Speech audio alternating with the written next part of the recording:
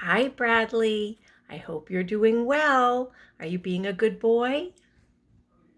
I'll read you another story. Along with Colson again, she's very helpful. Kind of.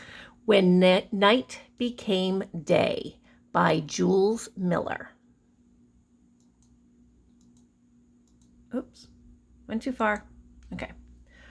Once upon a time, way up in the darkest part of the sky, the moon was in a mood. He was bored of the same old routine. Nothing much ever happened. Then, during one very dull night, the moon had a rather bright idea. He decided to go and tell his friend the sun. The moon found the sun in the lightest part of the sky, where he was busy chasing away a few gray clouds. "I want to swap jobs with you," announced the moon excitedly. "I'm fed up with being up all night with only a bunch of boring stars for company."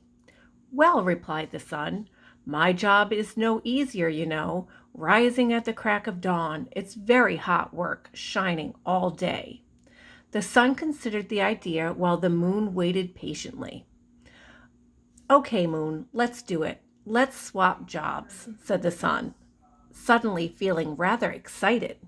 Meanwhile, the moon got right to work and turning night into day. But there was just one problem.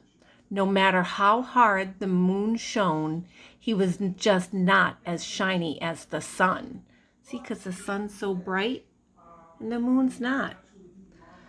Consequently, really, that's a big word for a little kid's book. Down on Earth, it was suddenly much too dark for daytime, which made everybody think that it was still night.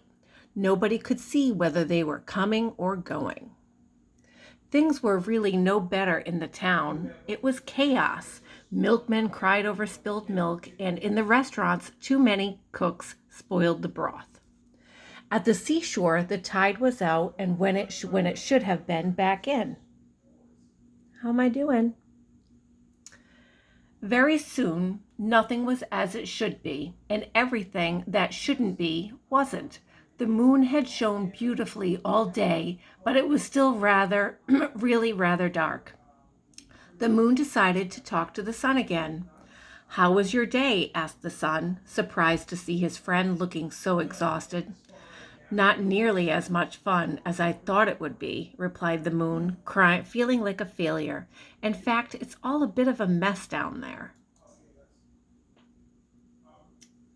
The sun, who'd been daydreaming about his quiet night ahead, told the moon not to worry. "I'll figure it out," he said confidently, and he turned himself up to high heel and set off. Moments later, the sun was beaming. See how bright the sun gets? And that's why you should wear sunblock. Good. But before long, everyone who should have been asleep woke up. It was the middle of the day. It was the middle of the night, but it was just too hot to sleep. Muttered the sun, feeling rather annoyed. "I'll show them." And with that, he took a deep, fiery breath and shone even brighter. But everyone just got hotter and angrier. Just then, a couple of mischievous gray clouds passed by the sun. "Not so popular now, are you?" they taunted.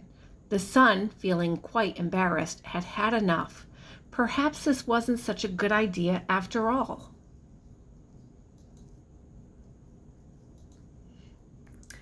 The sun decided to find the moon and tell him it just wasn't working. "I think we both have learned a valuable lesson," began the sun in his warmest voice. "While we can't always be good at everything, everyone's good at something." The moon, suddenly feeling rather sleepy, agreed with the sun. In fact, he actually preferred the navy blue night sky. Important notice: cloud spotters, kite flyers, bird watchers, skydivers, picnic eaters, dog eaters, city dwellers, tree hungers, picture painters, daisy pickers, hill climbers, remote controllers. If during the day I cannot speak today, sorry. If during the daytime you do happen to see the moon and it's past his bedtime, it may just be that he's taking a quick peek at our world when he thinks we're not looking. Look how cute they are. Very cute. So not everybody can be the sun and not everybody can be the moon, but you can be a good boy and Colson can be a good cat. Do you have good cats too? You have 3. Wow. Oscar and Morris and Shadow. Lucky you.